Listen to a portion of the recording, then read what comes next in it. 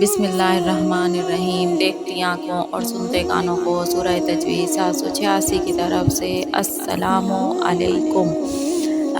ایک بار درود شریف پڑھ لیجئے۔ اللہ تعالیٰ 10 بار اپنی رحمتیں نازل فرماتے ہیں۔ حضرت عمر بن خطاب رضی اللہ تعالیٰ عنہ ایک جلیل القدر صحابی تھے جن کی کنیت ابو حفص اور ان قریشی خاندان سے تعلق رکھتے تھے۔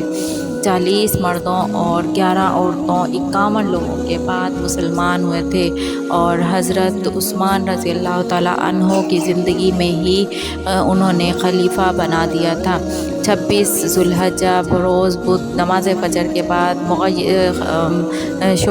مغیرہ بن شعبہ کے غلام ابو لولو نے ان کو زخمی کر دیا اور کچھ دن زخمی رہنے کے بعد حضرت عمر رضی اللہ تعالیٰ عنہ یکم محرم الحرام کو شہید ہو گئے۔ آپ کی نبوت 10 سال اور 6 ماہ تک رہی۔ آپ صلی اللہ علیہ وآلہ وسلم کے پہلو میں آرام فرما ہیں۔ ایک بار عمر بن خطاب رضی اللہ تعالیٰ عنہ بیان فرماتے ہیں کہ ایک بار حضور صلی اللہ علیہ وآلہ وسلم کی مجلس میں بیٹھے ہوئے تھے کہ ایک شخص آیا، مسافر تھا جس کے کپڑے بہت صاف ستھرے تھے اور بالوں کا رنگ نہایت سیاہ تھا، جس پر نہ تو سفر کے آثار نظر آ رہے تھے اور نہ ہم میں سے کوئی اس کو جانتا تھا۔ بہرحال وہ نبی کریم صلی اللہ علیہ وآلہ وسلم کے گھٹنوں سے گھٹنوں ملا کر بیٹھ گئے اور اپنے دونوں ہاتھ اپنی دونوں رانوں پر رکھ دیے اور آپ صلی اللہ علیہ وآلہ وسلم سے سوالات کرنے لگے۔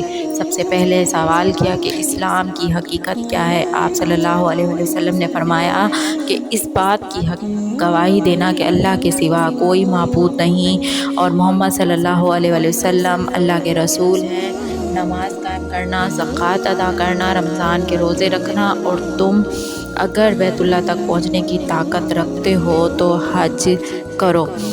اس مسافر نے آپ صلی اللہ علیہ وسلم سے فرمایا کہ آپ بالکل صحیح کہہ رہے ہیں۔ اس بات پر عمر بن خطاب رضی اللہ تعالیٰ عنہ فرماتے ہیں کہ ہمیں بہت تعجب ہوا کہ سوال کرنے والا خود ہی سوال کرتا ہے اور پھر آپ صلی اللہ علیہ وسلم کے جواب کی تصدیق بھی کرتا ہے۔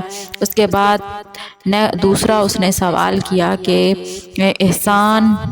ایمان کی حقیقت کیا ہے؟ آپ صلی اللہ علیہ وسلم نے فرمایا کہ ایمان یہ ہے کہ اللہ تعالیٰ پر ایمان لاؤ، اس کے رسولوں پر ایمان لاؤ، کتابوں پر ایمان لاؤ، اللہ کے فرشتوں پر ایمان لاؤ اور قیامت کے آنے پر یقین رکھو، اور اس بات پر ایمان لاؤ کہ جو کچھ بھی برا یا بھلا ہوتا ہے وہ سب تقدیر کے مطابق ہوتا ہے۔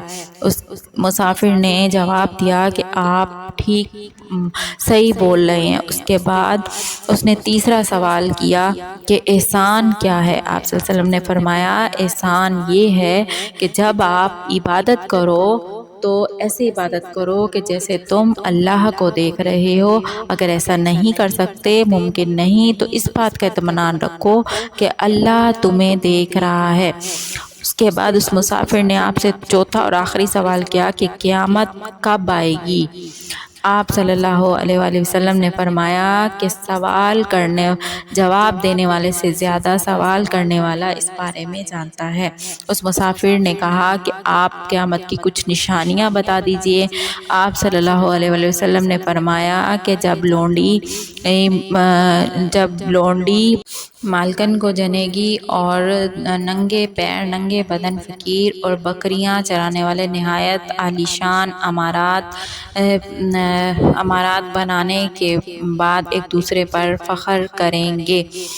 حضرت عمر رضی اللہ تعالیٰ عنہ فرماتے ہیں کہ اس مسافر نے کہا کہ آپ بالکل ٹھیک فرما رہے ہیں۔ اس کے بعد وہ مسافر وہاں سے چلا گیا، لیکن کچھ دیر کے بعد حضور صلی اللہ علیہ وآلہ وسلم نے خود ہی فرمایا کہ عمر تم جانتے تھے کہ یہ شخص کون تھا؟ آپ نے فرمایا کہ اللہ اور اللہ کے رسول بہتر جانتے ہیں۔ تو آپ صلی اللہ علیہ وآلہ وسلم فرمایا عمر یہ جبرائیل علیہ السلام تھے جو آپ کو ایمان اور سکھانے آئے تھے اور دین کا سبق پڑھانے آئے تھے۔ ویڈیو اچھی لگی ہو تو لائک کر دیجئے اور کمنٹس باکس میں اپنی اظہار کا رائے ضرور کیجیے گا۔ تھینک یو فار واچنگ، جزاک اللہ خیرہ۔